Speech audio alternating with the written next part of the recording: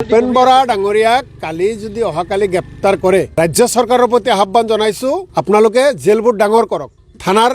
কাৰাগাৰ আৰু ডাঙৰ কৰক কালি লাখ লাখ কংগ্ৰেছীসকলক গ্ৰেপ্তাৰ কৰিব লাগিব চাওক এই চৰকাৰে হিটলাৰী ৰাজ চলাই আছে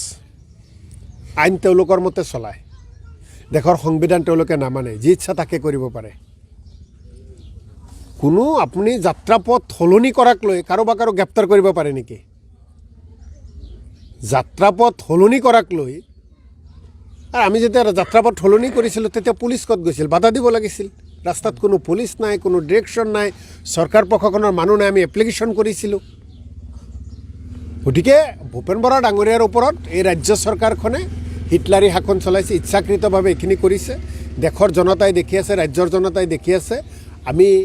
নিশ্চিতভাৱে ৰাইজে এই কামবোৰ চৰকাৰৰ যিবোৰ কাম এই কামবোৰ কেতিয়াও সহ্য নকৰে গতিকে নিশ্চিতভাৱে আমি দেশৰ সংবিধানৰ লগত আছোঁ আমি আইনক সদায় সন্মান জনাওঁ গতিকে ভূপেন বৰা ডাঙৰীয়াৰ লগত অন্যায় কৰিলে লাখ লাখ কংগ্ৰেছ কৰ্মীসকলকো কিন্তু গ্ৰেপ্তাৰ কৰিব লাগিব কিছুমানে প্ৰশ্ন কৰিছে ভূপেন বৰা ডাঙৰীয়াক কালি যদি অহাকালি গ্ৰেপ্তাৰ কৰে ৰাজ্য চৰকাৰৰ প্ৰতি আহ্বান জনাইছোঁ আপোনালোকে জেলবোৰ ডাঙৰ কৰক থানাৰ কাৰাগাৰ আৰু ডাঙৰ কৰক কালি লাখ লাখ কংগ্ৰেছীসকলক গ্ৰেপ্তাৰ কৰিব লাগিব আন্দোলনৰ ভূপেন বৰা ডাঙৰীয়াক কালি গ্ৰেপ্তাৰ কৰিলে লাখ লাখ কংগ্ৰেছীক গ্ৰেপ্তাৰ কৰাৰ কাৰণে সাজু হৈ থাকক পুলিচ বাহিনী অসম চৰকাৰৰ ইতিমধ্যে কিন্তু ইণ্ডিয়া এলায়েন্স ভাঙাৰ পথত চাওক এইবোৰ আহিব দিয়ক সেইটোতো ৰাষ্ট্ৰীয় কথা মই তৃণমূল পৰ্যায়ৰ এজন কৰ্মীহে গতিকে বিজেপিয়ে বিভিন্ন প্ৰচাৰ চলাই আছে আমাৰ এতিয়াও কংগ্ৰেছী কৰ্মী হিচাপে বিশ্বাস যে বিজেপি বিৰোধী যিসমূহ ৰাজনৈতিক দল ধৰ্ম নিৰপেক্ষ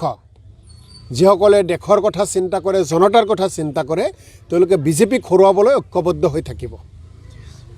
চাওক এই চৰকাৰে হিটলাৰী ৰাজ চলাই আছে আইন তেওঁলোকৰ মতে চলায় দেশৰ সংবিধান তেওঁলোকে নামানে যি ইচ্ছা তাকে কৰিব পাৰে